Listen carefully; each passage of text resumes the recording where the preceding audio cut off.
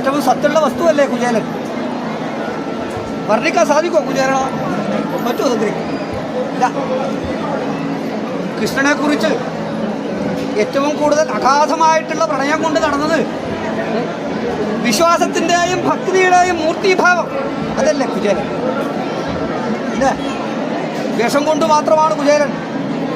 ഇല്ല, കുശിതമായിരിക്കുന്ന ചേലധരിച്ചവൻ കുചേലൻ, മലിനവേഷധാരി. എന്താ കൊണ്ടുവന്നത്?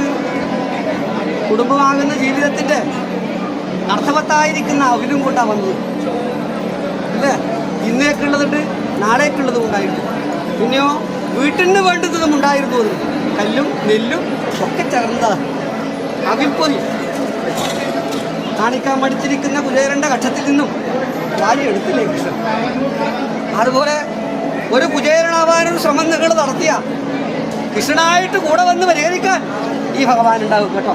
ഗുണം വരണം, ഗുണം വരണം, ഗുണം വരണേ, ഗുണം വരണേ, ഗുണം വരണേ.